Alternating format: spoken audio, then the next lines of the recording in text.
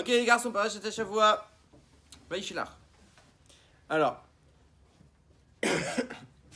Yaakov donc il est revenu, il revient de chez son oncle Lavan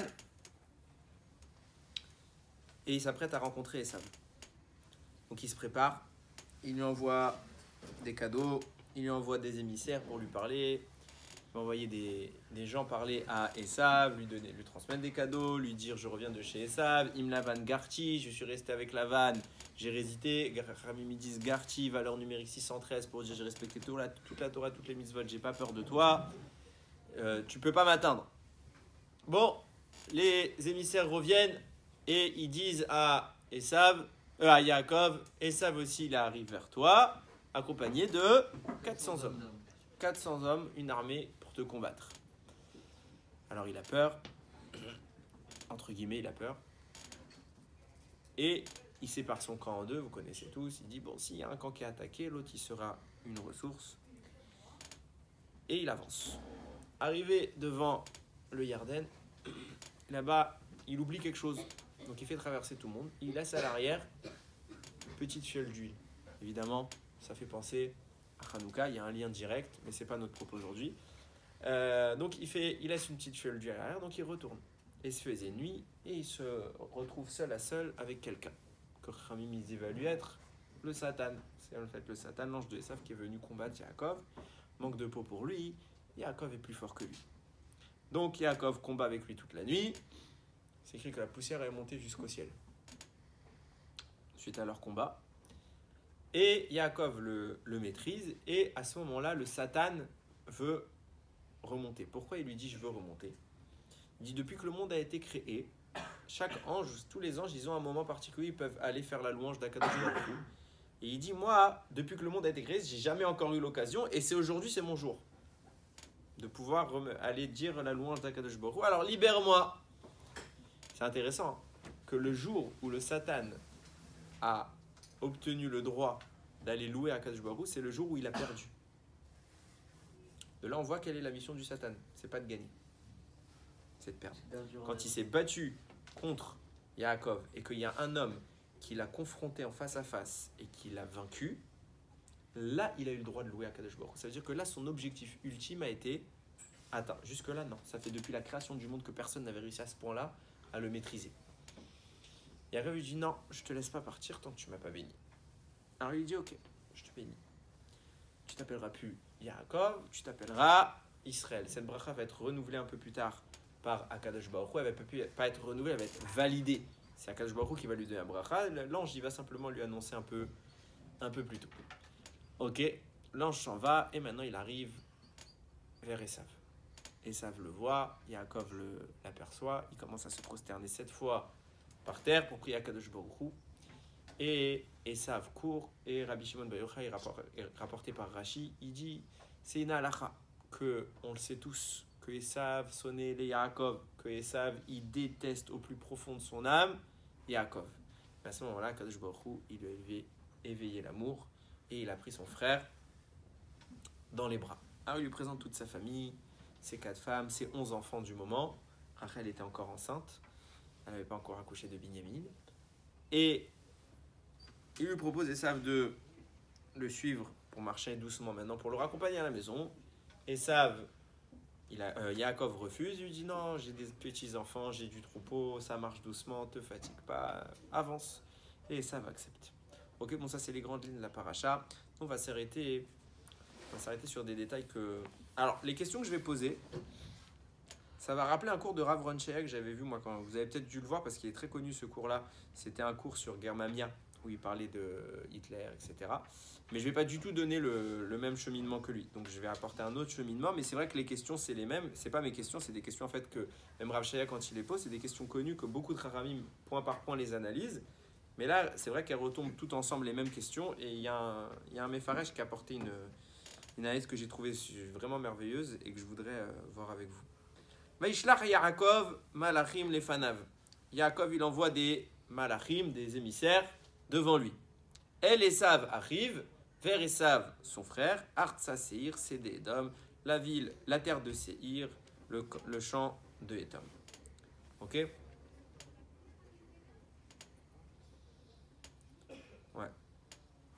je cherche un texte, la suite, le passage qui m'intéressait.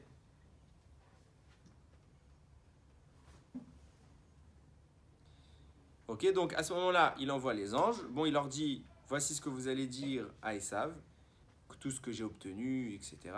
Et après, plus tard, les anges reviennent. Vayashuvu malachim, les malachim sont revenus. El Yaakov, les morts, et à Yaakov en disant, voilà, on a été voir ton frère, etc. Ok, c'est ces psukim-là qui m'intéressent. Regardez. Vaishlach Yaakov malachim les fanam. Yaakov, il a envoyé des émissaires devant lui. Rashi dit, c'est pas n'importe quel type d'émissaire, c'est quoi? Malachim mamash. Des anges concrets. Des vrais anges. Il a envoyé des anges. Pour aller parler à qui? À Esav. Tous les commentateurs disent. Pourquoi faire? Envoyer un ange. Est-ce qu'on a le droit d'envoyer un ange déjà? Et quand bien même on aurait le droit et qu'on est un personnage aussi grand qu'Yaakov, on le fait dans des conditions où il n'y a pas le choix. C'est-à-dire que la mission que je vais donner à l'ange, il n'y a qu'un ange qui peut la faire. Mais si c'est transmettre un simple message, donc pour lui dire j'arrive, c'est ton petit frère chéri, j'ai pas besoin d'anges. Je peux envoyer des vrais humains, normaux. On envoie des anges. Il a le droit d'envoyer des anges? Réponse non. Pour une mission normale, non. Et là, le texte nous dit c'est quoi sa mission? Envoyer des anges pour aller communiquer avec Esav. J'ai pas besoin d'anges. Pourquoi il a envoyé des anges? Ce ne sont pas des anges comme ça. Où il les a envoyés? Les fanaves devant lui. Bah, forcément qu'il va les envoyer devant lui, il ne va pas les envoyer derrière. Esav, il est où? Il est devant moi, puisque j'arrive vers lui. Donc il est devant Esav. Donc si je les envoie, c'est devant, pas derrière. Clair? Donc pourquoi tu me dis les fanaves? Je rappelle les garçons, il faut toujours comprendre. Hein. On est dans la Torah, écriture de Dieu. Dieu ne dit pas des informations qui ne me servent à rien. Donc s'il écrit qu'il a envoyé des anges concrètement, déjà premièrement, pourquoi j'ai besoin d'envoyer des vrais anges? Ça veut dire que déjà dès le début, tu comprends que la mission que Yaakov confère à ses anges, c'est pas celle que tu crois. Toi tu crois qu'il envoie simplement des gens parler à Esav, lui transmettre une information. Bah non, puisque j'ai pas besoin d'anges pour ça. Donc là ce qui se passe, c'est forcément autre chose. Ouais. Deuxièmement, où il les envoie? Les fanaves devant lui. Bah oui, il ne peut pas les envoyer ailleurs. À qui il les envoie? Elle Esav. C'est qui Esav? C'est son frère, merci. Et il prend précis tout de suite. Arrive, son frère. Je sais que c'est son frère. Pas besoin que tu me le dises. Ça fait une paracha entière, deux parachiotes entières qu'on sait que vous êtes nés ensemble, jumeaux, et que vous vous êtes jamais supportés. On sait. Nouveauté, genre. Arrive, il a un frère, il s'appelle Esav. Pourquoi tu me précises? Et d'ailleurs, la question, ça encore, c'est une question. Mais la question qui m'intéresse le plus, moi, à titre personnel, c'est que quand ils vont revenir, les anges, vous voyez comment c'est formulé ici? Elle, Esav, arrive. Vers Esav, son frère. Et quand ils vont venir, ils vont dire Banu el Achicha, sommes venus vers ton frère, elle, Esav. Vers Esav. On a inversé. Chez Yaakov, il a dit vers Esav, son frère. Et là, vers son frère, Esav. Pourquoi ils ont transformé? Ouais. Il y a deux côtés des salles, un bien où c'est vraiment son frère. Pas, très joli, très joli. Retiens ce que tu as dit. Ok? Très bien. Artsa Seir Sde Edom. Seir, c'est où? À Edom. D'accord? Seir, c'est dans Edom. Donc si tu me dis Artsa Seir, bon bah c'est Edom. J'ai pas besoin que tu me le redises. Ouais. Yaakov, il a envoyé des malachim à Esav et pas des humains. Peut-être que c'était. Parce que si Esav il entend aujourd'hui que. Enfin, avant, il entend qu'il a des envoyés de Yaakov, il les tue tout de suite. Il va pas faire attention. Non, il va pas les tuer. Il lui envoie des messages. En plus, il vient avec des cadeaux.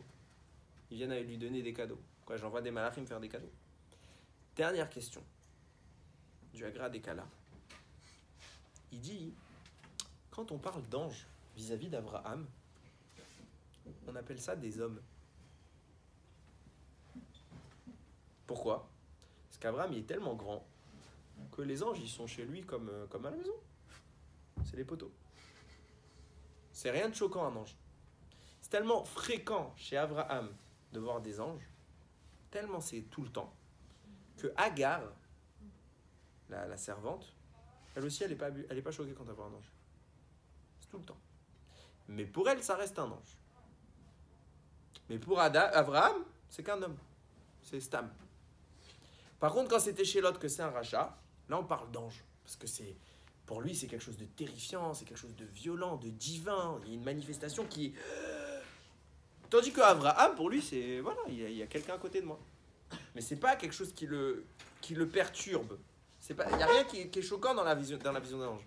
C'est pour ça qu'à côté d'Abraham, il y a écrit homme, Anashim. À côté d'un rachat, il y a écrit Malachim. Là, il y a écrit quoi? Malachim.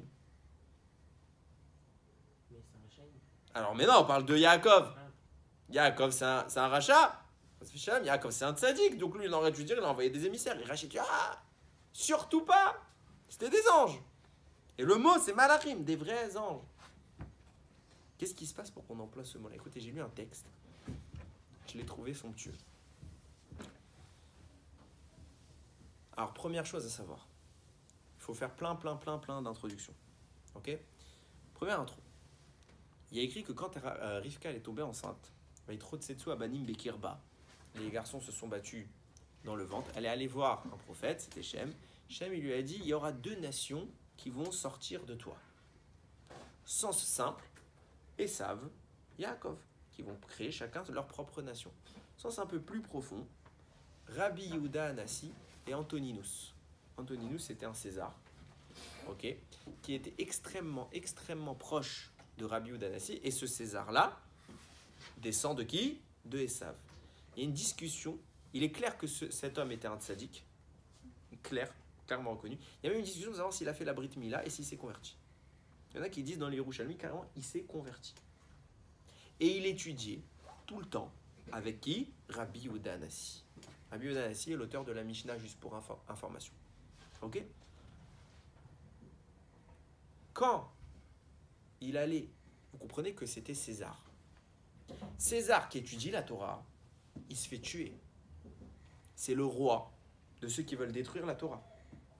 Donc si leur roi commence à pratiquer la Torah, ils veulent plus de lui en tant que roi. Donc César, quand il allait voir Rabbi Yehuda Anassi, et il y allait tout le temps, il fallait que ça se fasse dans le secret le plus total. La Gemara, elle raconte dans Maseret Avodah Zara, page 10b. Qu'est-ce qu'il faisait? Il prenait tout le temps avec lui 2 serviteurs pour l'accompagner, parce qu'il fallait qu'il ait besoin de 2 personnes pour l'accompagner. 2 serviteurs. Tout de suite, le Ben Yehoyada explique, c'était forcément d'où ils venaient ces serviteurs. Il les prenait de la prison.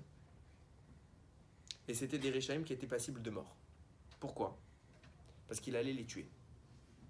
Parce qu'il n'a pas le droit de tuer, même si c'est un roi, tu n'as pas le droit de tuer qui tu veux. Si tu tues, il faut qu'il y ait une raison, il faut qu'il soit passible de mort. Mais s'il n'est pas passible de mort et que tu tues, d'après la halakha, tu as transgressé les 7 mitzvot de Bnei Noach. Dans les 7 mitzvot des Bnei Noach, tu n'as pas le droit de tuer. Et même un roi, il n'a pas le droit de tuer pour rien. Donc il serait chayav mita. Nous on voit que Rabbi il étudiait avec lui, Rabbi Yehuda Anassi. Donc forcément, Antoninus, c'était pas un rachat, il transgressait pas les 7 mitzvot de Bnei Noach, c'était pas un meurtrier.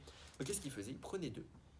Et à peine arrivé, quand il arrivait à la porte, il y avait une grotte spéciale qu'ils avaient affrétée pour Rabbi Yehuda Anassi et Antoninus.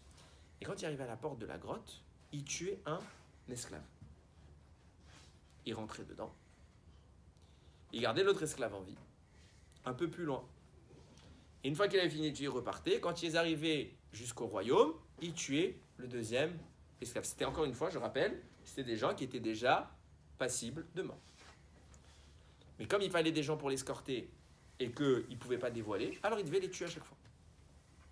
Il a dit à Rabbi Yehuda Anassi, il a dit, écoute, j'ai qu'une consigne, je veux que quand je viens te voir, il n'y a que toi et moi, personne d'autre. Parce que c'est trop dangereux, même si c'est un juif, même si c'est quelqu'un que tu as confiance en lui, moi j'ai pas confiance, parce que je risque ma vie en venant te voir. Il allait et il étudiait. Un jour, il rentre, et il y a qui avec Rabbi Yehuda Anassi? Rabbi Hanina bar Chama. Et le roi il s'énerve, il lui dit, je t'avais donné une consigne, c'est qu'il n'y ait personne. Il lui dit, c'est pas un homme, c'est un ange, ne t'inquiète pas. Il dit, si c'est un ange, demande-lui de sortir et d'aller réveiller mon esclave qui dort à la porte. En fait, l'esclave, il est mort. Alors, qu'est-ce qu'il fait Rabbi Hanina? Il sort, il ferme la porte et il voit l'esclave. Il est mort. Il dit, j'ai 2 options. Soit je vais voir le roi et je vais dire, ton esclave est mort, mais c'est pas beau vis-à-vis du roi de raconter des mauvaises nouvelles. Donc, j'ai honte de dire ça au roi. D'un autre côté, je peux faire semblant que j'ai rien vu et je m'en vais. Mais le roi, il va croire que je ne l'ai pas considéré, que je me fichais de son ordre. Qu'est-ce qu'il a fait? Il a pris Hachem, il a ressuscité le mort. Et il a dit, va voir ton maître, il t'appelle. Le gars, il tape à la porte. T'es mort? Non, t'es pas mort. Alors Antoninus, il dit, je sais que même le plus nul parmi vous, il sait ressusciter les morts. Mais quand même, parce que par là, ça prouvait quand même que Rabbi Hanina, c'est pas n'importe qui, tu peux lui faire confiance. Mais quand même, je veux étudier que en ta présence. Point. Fin de l'histoire. Vient le Hagra des Kala. Il pose la question, il dit, comment Rabbi Yehuda Nassi s'est permis de dire un mensonge au roi? Il lui a dit, non, ne t'inquiète pas, c'est pas un homme. C'est quoi? C'est un ange. Tu vois un homme, moi je vois un ange. Alors toi, tu te dis tout de suite, qu'est-ce qu'il a voulu dire par là, Rabbi Yehuda Nassi? Il a voulu dire, ah, mais celui-là, c'est tellement un grand tzaddik, un Talmid Chacham, qu'il est l'ampleur d'un ange. Il n'a pas dit, il est comme un ange. Il a dit, c'est un ange. Point. Parce qu'on pouvait le confondre, un ange. Non, Si. oui, mais là, attends, Rabbi Yehuda Nassi, c'est ce qu'il est. Un ange, il est capable de ressusciter un mort. Non, c'est pas parce que tu as les mêmes capacités que quelqu'un que tu es lui. D'accord, Ah, c'est pas pareil. Tu es comme lui, c'est une chose. On te compare à lui, ça aurait pas été choix. Il a dit, Zé Malach. D'accord, mais C'est un ange. Le roi, il pouvait pas savoir. Pourquoi il peut pas savoir? Parce qu'il voit qu'un ange, il sait qu'un ange, il peut ressusciter un mort. Il voit que Déjà, c'est pas dit qu'un ange puisse le faire sans l'accord d'Hachem. De même, quand ça dit qu'il peut pas le faire sans l'accord d'Hachem, c'est pas la capacité qui définit la personne. Il y a un ange, c'est une catégorie. Un homme, c'est une catégorie. Point. Regarde. Est-ce que oui, Vers la fenêtre. oui, bien sûr. Est-ce que tu peux tirer un chariot? Oui. Est-ce qu'un animal peut tirer un chariot? Alors, c'est un humain? Non, on a la même capacité. Ça ressemble, au niveau de la capacité, on a la même chose, on a le même critère. Mais on n'est pas la même chose. On est comme. Ça, c'est comparaison. C'est pas un truc qui est dérangeant, comparer. Mais là, il n'a pas comparé. Il a dit, c'est pas un homme. Il a dit, let les din bar inish malarhu. Il n'a pas la loi d'un homme, c'est un malach. Il a menti.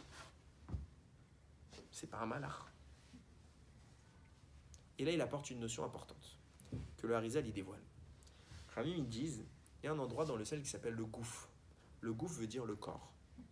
Le gouffre, c'est l'endroit qui contient toutes les neshamot du monde, qui ont été créées depuis la création du monde. Dieu les a créées, il les a stockées là-bas. Au fur et à mesure du temps, quand ils décident, elles descendent et elles investissent un corps. Ok, il y a des neshamot qui mettent quelques mois à descendre. Les premières neshamot qui sont apparues dans l'histoire, Adam Arishon, il est descendu tout de suite. Caïn et Vel, tout de suite. D'autres qui descendent beaucoup plus tard. Ok, ça peut sortir au bout de 1000 ans. Le Harizal, il pose la question, elles font quoi dans le ciel tout le temps? Imagine, elle vient au bout de 3000 ans. Elle fait quoi pendant 3000 ans? Elle attend, elle fait la queue. Chacun son tour. Réponse, il dit comme ça le Harizal, elles servent Hachem en tant qu'anges. Comme l'armée céleste. C'est des anges dans le ciel. Preuve en est, il amène un texte dans Malachim sur Eliyahu Navi. Eliyahu Navi, il dit au roi Achav, il va lui dire maintenant je vais te priver de la pluie. Et il dit par le Dieu vivant devant lequel je me suis déjà tenu. Viens le Hagra Degra, il dit deux coups, ça veut dire quoi devant lequel je me suis déjà tenu? Ça veut dire que j'ai déjà officié devant Akadosh Baruch Hu, mais il est vivant maintenant, il n'est jamais allé voir Akadosh Baruch Hu, Eliyahu Navi. Il dit parce que avant de descendre sur terre, que faisait Eliyahu Navi? C'était une neshama. Quand elle était dans le ciel, elle servait à Kadosh Baruch Hu en tant que malach. Jusqu'à qu'Hachem lui donne la mission de descendre sur terre. Et ça nous explique un passage très intéressant. Justement, c'est le Rida qui rapporte ce passage au nom du Yalkut Reuveni. Il dit, vous savez qu'au moment de la création du monde, Akadosh Baruch Hu, il a dit au malachim, il a fait une réunion. Il a dit, bon allez, on se chauffe, on crée l'homme, on crée pas l'homme. On fait quoi? Moi j'ai envie de créer l'homme. Malachim, il dit, Hachem, c'est une blague. Tu vas créer l'homme? Il va se passer quoi si tu crées l'homme? Il va faire des avérotes. Mauvaise idée. Hachem, il les brûle. Suivant. Il y en a qui ont dit, ouais, crée l'homme. Parmi eux, dit le Yalkut Reuveni, qui a dit en tête de liste? Crée l'homme, un ange spécial. C'est qui? Eliyahu Hanavi. Et après, Hachem lui a dit, bon, bah, si toi tu es d'accord pour créer l'homme, je te donne la mission d'aider l'homme. Et il est descendu en tant qu'humain beaucoup plus tard. Moi, je me posais la question, bah alors je comprends pas. C'était un ange, puis c'est devenu un homme. Avec ça, je comprends. En fait, c'était une Neshama qui n'est pas encore descendue. Il y a là le djinn d'un ange. Et dans le ciel, il est considéré comme un ange. Il lui a dit, oui, tu le gardes, je te garde pour plus tard. Et en attendant, tu es un ange. Et lui, il était pour créer l'homme. En même temps, tu m'étonnes. C'était un futur homme.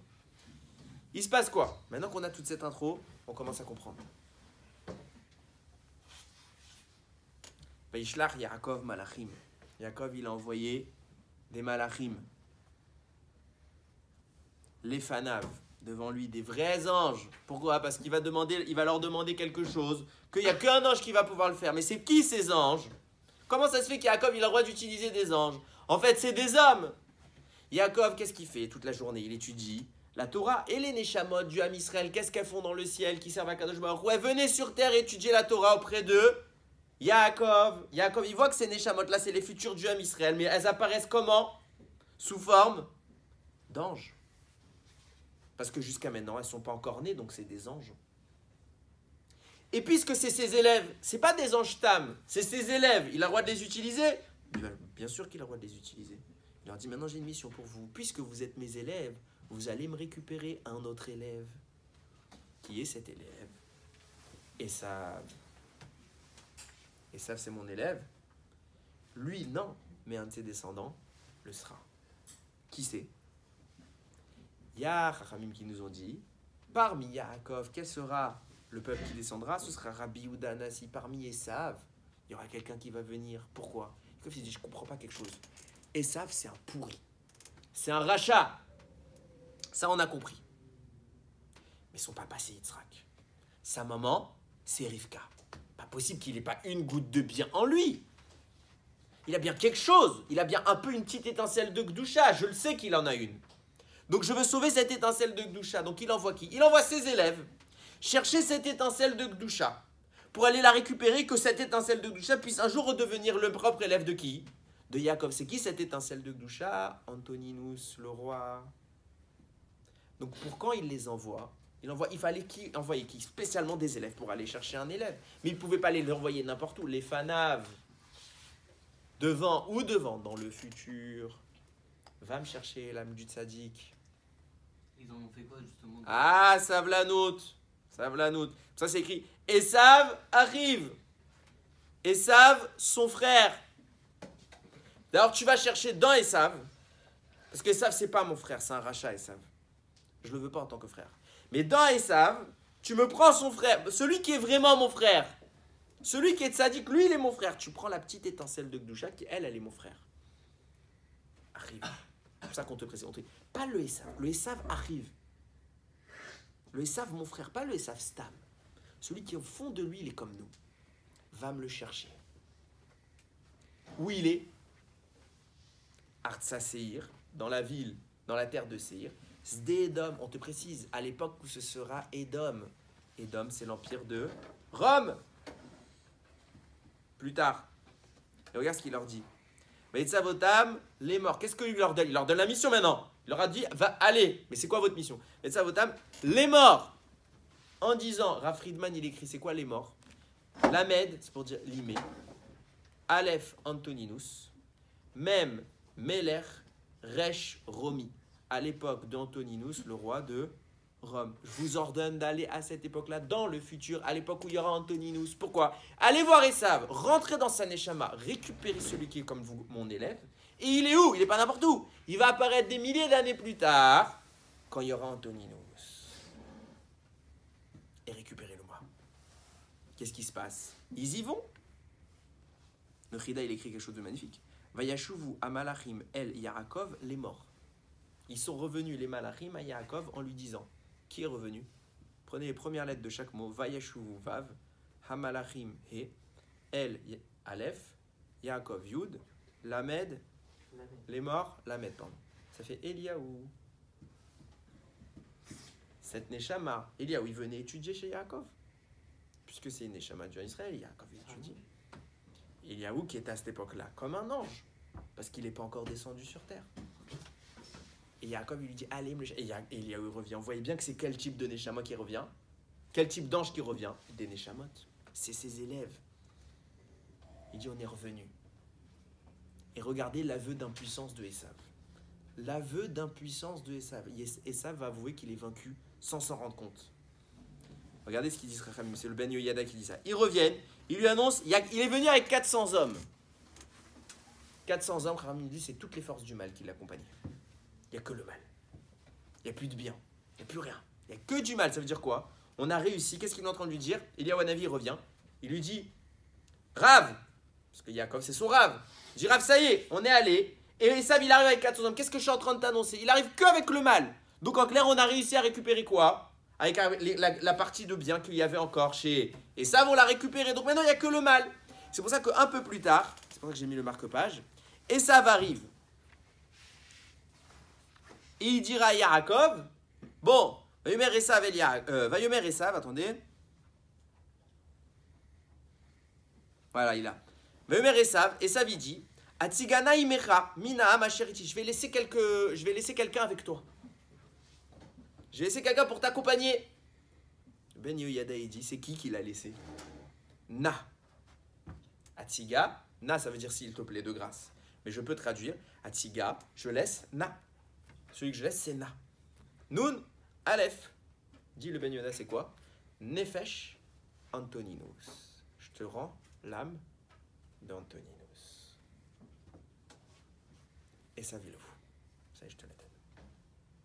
C'est pourquoi plus tard, Antoninus, qui est la réincarnation positive de Esav, il va aller voir qui Rabbi, que le Harizal nous répond, c'est qui Rabbi ou Danassi? C'est la petite réincarnation de qui? De Yaakov. Et puisque Yaakov, il a dit, allez me chercher un nouvel élève, il n'a pas pu le prendre tout de suite. Il a juste créé cette possibilité. Alors plus tard, Yaakov, il va venir chez Rabbi pour récupérer cet élève. Et à cette même époque, c'est écrit dans la Gemara, tous les jours, qui venait étudier chez Rabbi, Yehuda Hanassi, et Eliyahu Hanavi. Avec Antoninus. Entre autres, en tout cas, pas nécessairement avec Antoninus, mais Eliyahu Hanavi faisait partie des élèves de Rabbi Yosef. Comment ça se fait qu'Eliyahu Hanavi, un jour, Eliyahu Hanavi, il est arrivé en retard.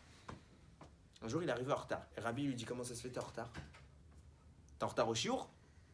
Il dit, parce que j'étais occupé à m'occuper des avots, etc. J'ai eu un retard. Ça veut dire que tous les jours, il était là. Et quand il y a un jour, il est en retard, le Rabbi s'inquiète pour son élève.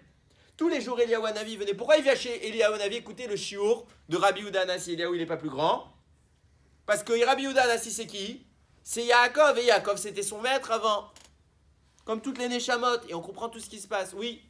Vous avez dit qu'on connaît Rabbi Yehuda Hanassi, c'est la petite incarnation de. Ouais, c'est une partie. Une petite partie d'Eliyahu Hanavi qui est. Eliyahu Hanavi, il ne s'est pas réincarné. Eliyahu Hanavi n'est pas mort. Oui, ok, mais alors pourquoi si Yehuda Hanassi c'est une petite réincarnation de Yaakov, pourquoi il a le droit d'avoir un grand ange comme Eliyahu Hanavi? C'est une petite réincarnation, c'est pas la. Un grand qu'élève, parce qu'il a la Torah il a une hérédité avec la Torah de son ancien maître. Alors il vient l'écouter. Et Rabbi Yehuda Hanassi est un géant de la Torah.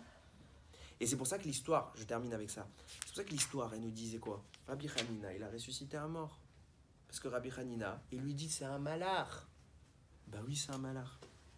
Et il comprend maintenant ce qui s'est passé. Il lui dit, sache qu'il y a une époque, vous avez venu à la question que je vous ai posée, pourquoi Yaakov, on considère ces gens-là comme des malachim, alors que pour Abraham, on les appelle des hommes. On ne parle pas de Yaakov. On parle de qui? C'est pas pour lui qu'on parle. Yaakov, il sait ce qu'ils sont. Il les a envoyés vers Esav. Et Esav, quand il les voit arriver, il voit quoi? Des malachim. Là, il aurait dû voir des hommes. Et quand la réincarnation de Esav, Antoninus, voit c'est une de ces Neshamot qui était là-bas, qui est Rabbi Hanina ben Bar Chama, un des élèves de Rabbi, de Yaakov. Il y avait Rabbi Hanina Bar Chama, qui était son élève et qui apparaissait comme en tant que Neshama, en tant que malach. Pour Yaakov, c'est un, mais pour Esav, c'est un malach. Quand plus tard Antoninus il vient, il lui dit, tu m'as amené un homme. Il dit, de quel droit tu l'appelles homme? La dernière fois que tu l'as vu, comment tu l'as vu? Tu l'as vu en tant que malach.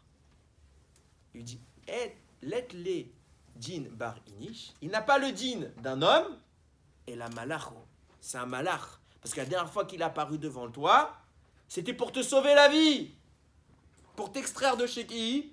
de chez Esav. Et quand il est apparu, c'était un malard. Alors, tu as peur pour ta vie. Quel est le problème qu'il avait, Anthony? Il dit, si quelqu'un, même si c'est quelqu'un de confiance, il en vient à me dénoncer, je suis mort. Il dit, mais cet homme-là, il ne peut pas te dénoncer, c'est lui qui t'a déjà sauvé. Il dit, Malarou, c'est le malard que Yaakov, mon ancêtre, il a envoyé pour sauver ton ancêtre, Esav. On comprend pourquoi ils sont appelés malachim. Et maintenant, on comprend pourquoi. El Esav Achicha. La première fois, il lui a dit, va le chercher dans Esav, mon frère, va chercher chez Esav, celui qui est mon frère. Et quand Eliyahu Hanavi revient et lui dit, Banu el Achicha el Esav, nous avons été chez ton frère, chez Esav. Pourquoi? Parce qu'une fois qu'on a fait Esav, et que dans Esav on est rentré, on a récupéré son frère, dans l'autre sens, maintenant, on doit revenir pour le ramener. Donc d'abord, on a le frère, Antoninus, et puis après, quand on ressort, on l'a ressorti de chez qui? De chez Esav. D'abord, on doit rentrer dans Esav pour chercher le frère. D'après, on sort le frère et on le sort de Esav. C'est pour ça que le pasouk est l'inverse. C'est extraordinaire de noter une idée. Et c'est sur ça que je veux terminer. Combien Akadosh Baruch Hu, déjà, il n'y a pas qu'une idée, il y a tellement de choses à dire, mais on n'a pas beaucoup de temps. Comme un petit texte de Torah. Et encore, je vous l'ai fait très vite. Comme un petit texte. En vrai, j'ai cité 3 psukim. Combien d'informations elles ont? Non, on lit un texte. Regardez toutes les questions que je viens de vous poser sur ce petit pasouk, premier pasouk de la paracha. Que vous le lisez tous les ans. Et pour vous, c'est une belle histoire. La Torah, elle recèle de secrets en permanence. Et d'année en année, tu relis. Je vous promets, c'est pas des blagues. Je vous promets, c'est bien. Regardez, quand j'ai publié les livres, je me suis dit quoi? Bah ça y est, j'ai fait un livre, j'ai fait plein de commentaires sur le livre. L'année d'après, je vais écrire quoi sur la même paracha? J'essaie généralement de faire plusieurs thèmes sur la paracha. Tu essaies de voir tous les thèmes. Voilà, il y a plusieurs sujets. Une fois que tu as fait tous les sujets, les grands thèmes, tu es obligé de revenir sur un thème que tu as déjà fait. Ah mais quoi, je vais relire la même chose, je vais dire la même chose. Et je vous promets, des fois je retombe sur le même. J'ai lu le Or HaChaim. Ah oui, je me rappelle, je l'avais lu ce Or HaChaim déjà. Je le connais maintenant. Je l'ai même cité dans le Tête Vartora. Bah quoi, ça veut dire que je peux plus rien dire. Et tu redécouvres. Mais un monde entier d'une paracha que tu crois que tu connais. Vous croyez que quand on étudie la Torah, c'est du stam? Vous croyez qu'on est là pour dire des bêtises? Je vous dis, un mot, il a sa valeur. Un mot. On a vu qu'on parlait de Antoninus. 2 lettres. 2 lettres. Il y en a qui croient que c'est un simple livre d'histoire. Et le deuxième message, le plus beau, où que tu sois, même si tu es dans les entrailles de la plus grande pourriture de l'histoire, Hachem, il vient te chercher. Hachem, il vient te chercher. Jamais Hachem n'abandonne un juif. Vous vous rendez pas compte? Vous croyez que c'est des paroles d'un rave à ses élèves? Non. Jamais Hachem n'abandonne un juif. J'ai vécu cette semaine une histoire avec quelqu'un, je ne veux pas dire quoi. Parce que j'ai peur qu'il regarde la vidéo. Je rigole pas. Sinon, je vous aurais raconté. Peut-être que je vous la raconterai en off. Mais je vois dans cette histoire un bonhomme que tu vois qu'Hachem, il ne veut pas l'abandonner. Et que le type, il se sent abandonné. Et que quand tu vois l'histoire, tu dis Hachem, il ne le lâche pas. Des histoires comme ça, à l'appel. Où que vous soyez, quelle que soit la avéra que vous avez fait, quelle que soit la famille dans laquelle vous êtes né, vous restez les enfants d'Akadosh Baruch Hu. Et jamais, jamais Hachem ne lâche ses enfants. La question qu'il faut toujours se poser, est-ce que moi j'ai pas lâché Hachem? Lui, t'as pas lâché. Lui, il est là. À l'instant où tu l'appelleras, il te répondra. Il n'y a pas un doute là-dessus.